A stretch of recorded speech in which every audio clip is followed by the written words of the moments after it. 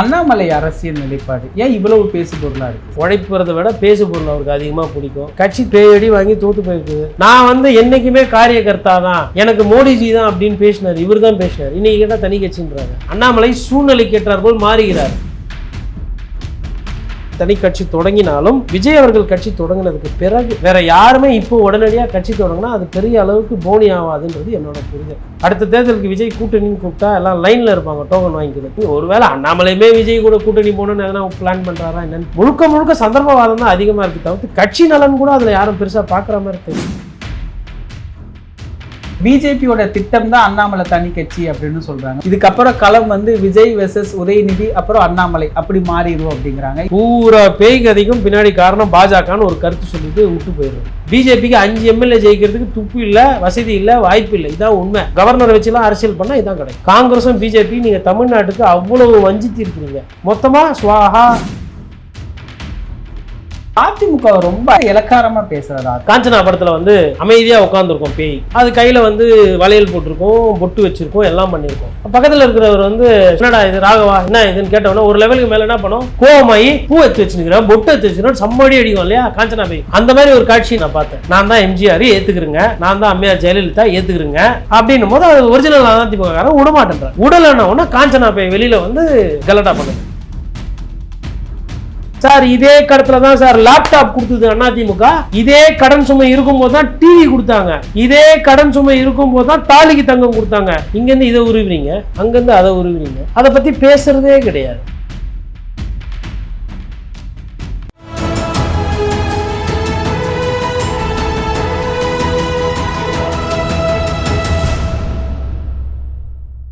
தமிழரம் நேயர்களுக்கு வணக்கம். இன்று நம்முடைய மூத்த பத்திரிகையாளர் திரு கோட்டீஸ்வரன் அவர்கள் இணைந்துள்ளார். சார் வணக்கம். சார் வணக்கம். நேயர்களுக்கு அன்பு வணக்கம். அண்ணாமலை அரசியல் நிலைப்பாடு ஏன் இவ்வளவு பேசு பொருளா இருக்கு சார்? அவருக்கு எப்பயுமே பேசு பொருளாக இருக்கிறது தான் பிடிக்கும். உழைப்புறதை விட பேசு பொருள் அவருக்கு அதிகமாக பிடிக்கும். கொஞ்சம் ஓரளவுக்கு பண்ணிக்கிட்டு இருந்தார். கட்சி தோற்று பேயடி வாங்கி தோற்று போயிருக்குது. அவர் இந்த மாதிரி விமர்சனம் வருது. எனக்கு நம்ம ஒரு கட்சி தொடங்கி வருன்னு தான் தோணுது. தொடங்கினதுக்கப்புறம் தான் அது என்ன பண்ண போகிறான்னா, பட் என் பார்வை என்னென்னா, அண்ணாமலை தனி கட்சி தொடங்கினாலும் விஜய் அவர்கள் கட்சி தொடங்கினதுக்கு பிறகு வேற யாருமே இப்போ உடனடியாக கட்சி தொடங்கினா அது பெரிய அளவுக்கு போனி ஆகாதுன்றது என்னோட புரிதல். ஏன்னா 34% நீங்கள் வாங்கி காட்டணும்.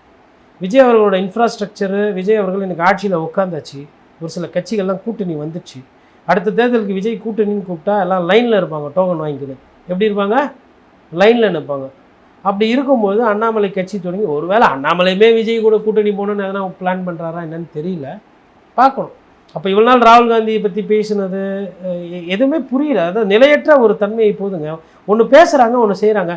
நான் என்றைக்குமே காரியகர்த்தா தான், எனக்கு மோடிஜி தான் அப்படின்னு பேசினார். இவர் தான் பேசினார். இன்றைக்கி கேட்டால் தனி கட்சின்றாங்க. ஓ அப்போ உண்மையான காரியகர்த்தா இல்லையா? சும்மா உழலா ஐயா? தமாஸ்க்கு இப்படிலாம் பேசியிருக்கிறீங்க. உண்மையினா நான் பிஜேபிக்காக நான் என்ன வேணா பண்ணுவேன் அப்படி பேசுனதுலாம். சார் உங்களுக்கு என்ன சார் அந்த கட்சி கொடுக்கல? பிஜேபி என்ன கொடுக்கல உங்களுக்கு? பொழுதுக்கும் உங்களை அப்படியே பதவியிலேயே வச்சிருக்கணுமா? நீங்கள் ஒருத்தர் தான் பிஜேபியா? வேறு யாரும் அந்த மாநில தலைவராக ஆகக்கூடாது, அப்புறம் மாறக்கூடாது, வரக்கூடாது, போகக்கூடாதா? இது என்ன விதமான புத்தி?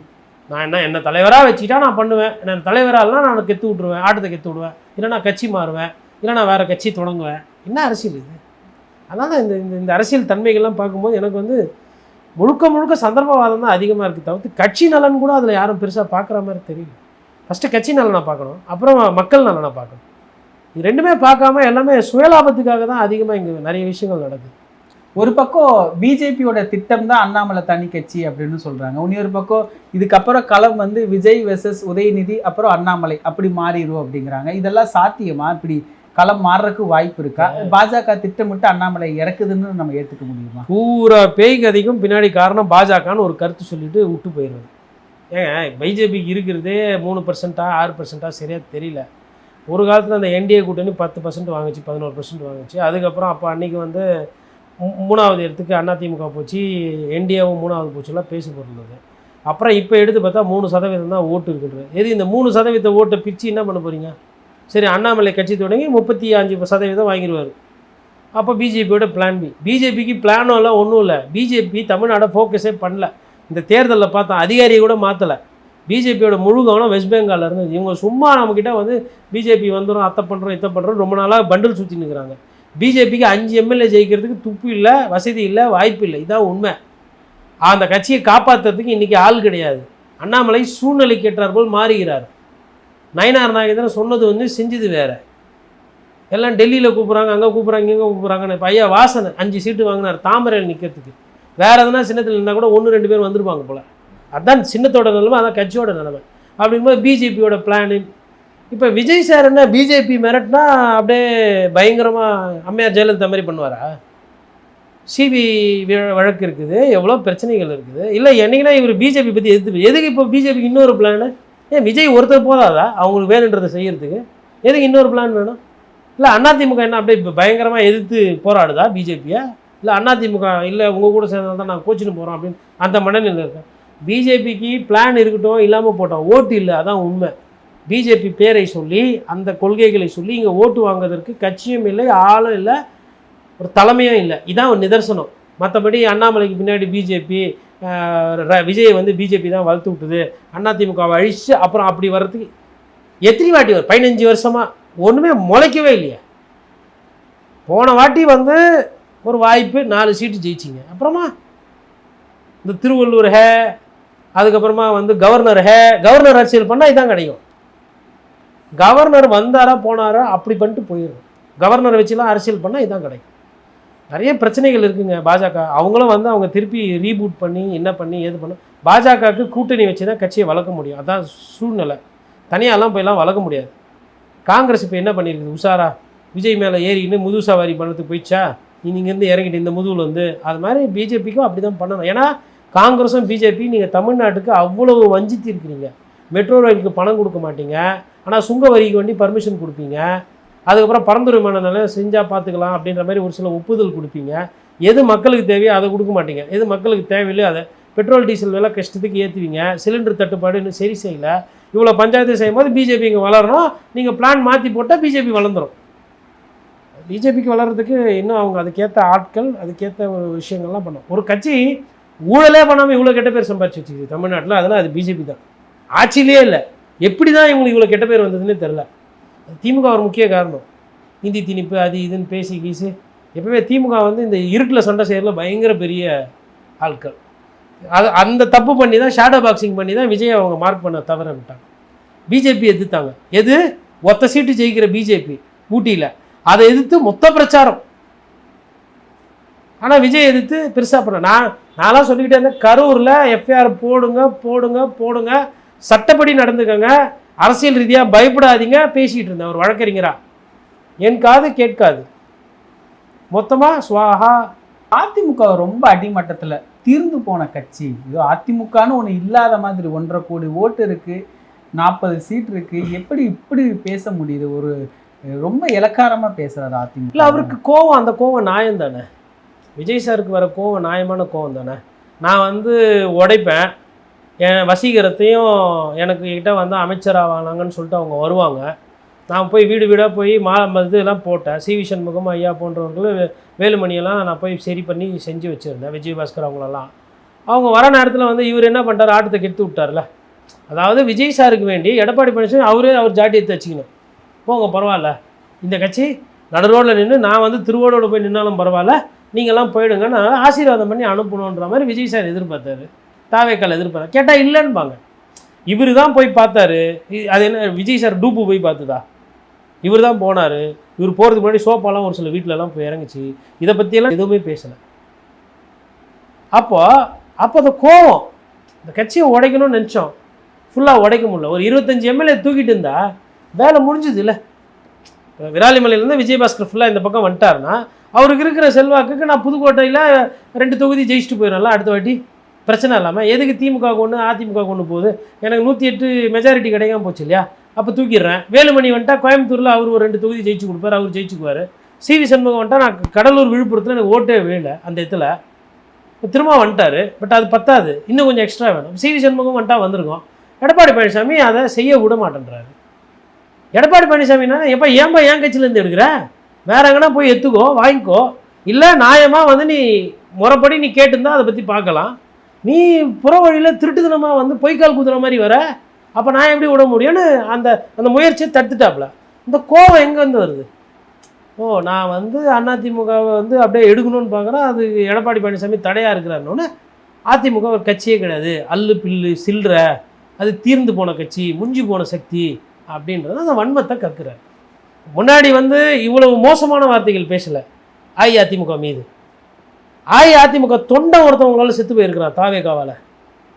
அவங்க அந்த தோத்த வேதனை, கட்சியோட நிலைமை, ஒரு தொண்டை அதாவது அவங்களால நிமிர்ந்து என்ன பண்ணுறது ஏதுன்ற மாதிரி இருக்கிற நிலைமையில் இவர் என்ன பண்ணுறாருன்னா வன்மத்தை கற்கிறார். இது வந்து முடிஞ்சு போச்சு. சரி, அம்பாசமுத்திரம் முடிஞ்சு போன கட்சி எம்எல்ஏ தானே நீங்கள் கூப்பிட்டு வச்சுருக்கீங்க. இப்போ அதிமுகவில் என்ன பண்ணுறாங்க, நான் வந்து எங்கன்னா வந்து ரெட்டலைக்குன்னு ஓட்டு கேட்டேனா, நல்லவங்களுக்கு ஓட்டு போடுங்கண்ணா, எசகி சுப்பையா நல்லவங்க அவங்க போட்டாங்கன்னு இப்போ அவங்க எடுத்து போடுறாங்க. உங்கள் சின்னன்னா ரெட்டலை, ஏழை சின்னன்னா ரெட்டலை, பொதுமக்கள் சின்னன்னா ரெட்டலை, விவசாயி சின்னன்னா ரெட்டலை அப்படின்னு அந்த வீடியோ எடுத்து போடுறாங்க. அவங்க வந்து ஆக்சுவலாக வந்து ஒரு ரெட்டலை எழுச்சி பயணம்னு ஏதோ ஒன்று திருப்பி மறுபடியும் ஆரம்பிக்கிற மாதிரி ஒரு பேசு பொருள். அவங்க அந்த நடுவில் வந்து யார் யார் இந்த கட்சியில் இருக்கிறாங்க, யார் யாரெல்லாம் போகிறாங்கன்ற பிரச்சனைனால அந்த மாதிரி விஷயமே அவங்க பண்ண முடியாமல் தள்ளி போகிறதா தகவல். அப்போது இதெல்லாம் பார்க்கும்போது ஒரு கட்சியினுடைய அந்த அந்த அடி டிஎன்ஏவே அவர் ஆட்டி பார்க்குறாரு, அதை அப்படியே எடுத்துக்கணும்னு பார்க்குறாரு. அது அந்த அந்த ஆசை இப்போ படத்துலலாம் பார்த்துருப்பீங்க, காஞ்சனா படத்தில் வந்து அமைதியாக உட்காந்துருக்கோம் பேய், அது கையில் வந்து வளையல் போட்டிருக்கோம், பொட்டு வச்சுருக்கோம், எல்லாம் பண்ணியிருக்கோம். பக்கத்தில் இருக்கிறவர் வந்து சும்மா என்னடா இது ராகவா என்ன இதுன்னு கேட்டவொன்னே ஒரு லெவலுக்கு மேலே என்ன பண்ணோம், கோவமாயி பூ எடுத்து வச்சுருக்கிறேன், பொட்டு எடுத்து வச்சுருக்கேன், சம்மடி அடிக்கும் இல்லையா காஞ்சனா பேய், கோவமாயி அந்த மாதிரி ஒரு காட்சி நான் பார்த்தேன். தோற்று போய் மூலையில் உட்காந்துருக்குதுங்க அந்த கட்சி. அதை போய் தீர்ந்து போன சக்தி, முஞ்சி போன கட்சி, ஒன்றுமே இல்லை, அல்லு சில்லு, இதுக்கப்புறமா எதனா பண்ணால் நிர்வாகம் பொறுப்பு இல்லை அப்படின்னா என்ன? இப்போ அந்த காஞ்சனா பேய் தானே வெளில வந்துச்சு, 47 சீட்டு வாங்கி ஒன்றுமே இல்லாமல் அதில் 4 போய் ரிசைன் பண்ணி ஒருத்தர் அந்த கூட்டணியிலேருந்து இன்னொருத்தர் ஓடி போய் அமமுக அதிமுக இன்றைக்கி கூட்டணியில் இருக்குன்னா அமமுக பூசலர் என்ன சொல்லுவார், நான் ஜெயிச்சது ஒன்றே ஒன்று கஷ்டப்பட்டு, இந்த ஒன்றே ஒன்று வந்து ஓடி போச்சு, இப்படியா சொல்ல முடியும் ஒரு அரசியல் தலைவர்?